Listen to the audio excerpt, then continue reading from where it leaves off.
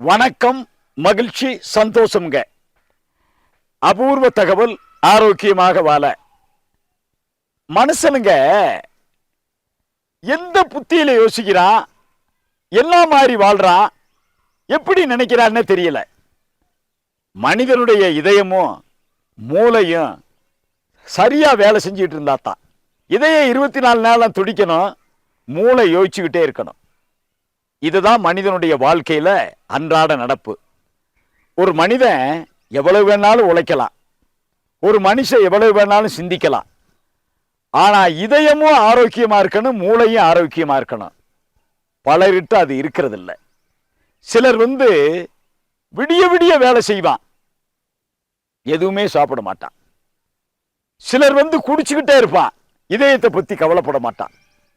ஆனா குடிக்கிறவனும் இந்த வேலை செய்யறவனும் தன்னுடைய உடம்புக்குள்ள என்ன இருக்கு, அந்த சக்தி என்னன்னு உணர மாட்டான். எப்பவுமே இயற்கையினுடைய படைப்பு எப்படி வேணாலும் இருக்கலாம். ஆனா மனுஷனுடைய படைப்பு வித்தியாசமானது.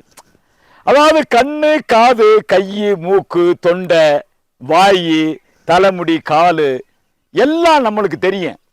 ஆனா உடம்புக்குள்ள இருக்கிறது யாருக்குமே தெரியாதுங்க. டாக்டர் கூட கண்டுபிடிக்கிற போது உடம்ப அறுத்து தான் உள்ள கண்டுபிடிக்கிறாரு.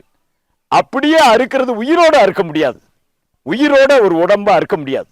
அது மயக்க மருந்து போட்டு அவன் மயங்கிய நிலைக்கு வந்த பிறகுதான் ஃபுல்லாவே அறுக்க முடியும்.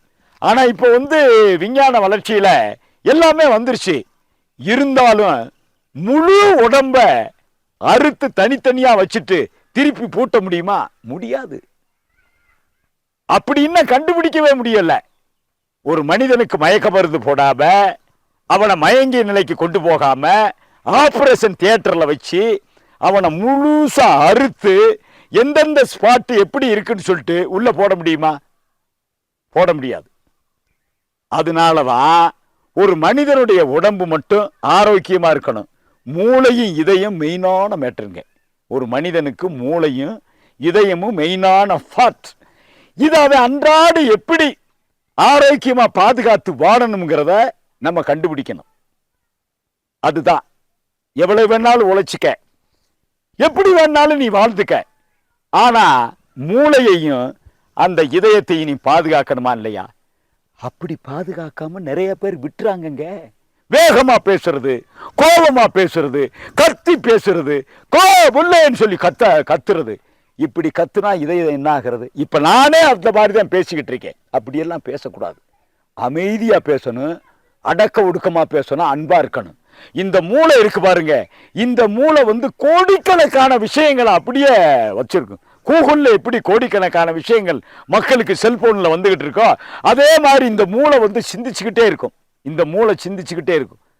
இந்த மூளை சிந்திச்சாதான் இதயத்துக்கு நல்லது. இதயம் அடிச்சுக்கிட்டு இருக்கிறதுனால அது ஒரு பக்கம் அடிக்கலாம் உயிர் வாழ்றதுக்கு. ஆனா மூளை செயல் இழந்துருச்சுன்னா அவன் கோமா ஸ்டேஜில் போயிடுவான். ஒரு மனிதனுக்கு மூளையும் இதயமும் அன்றாடு செயல்பட்டாதான் அவன் நல்லபடியா வாழ முடியும். அதனால ஆரோக்கியமான வாழ்க்கைக்குள்ளேயும் மூளையும் இதயமும் இன்னைக்கு முதல் இடத்துல இருக்கு. அதனால நான் மக்களுக்கு என்ன சொல்றேன்னு சொன்னா, நல்லபடியா வாழுங்க, நல்லபடியா இருங்க, நல்லபடியா சாப்பிடுங்க, நல்லபடியா உங்க உடம்ப பாதுகாத்தா தானே இருக்க முடியும். அப்படி பாதுகாக்கல எதுவுமே செய்ய முடியாது.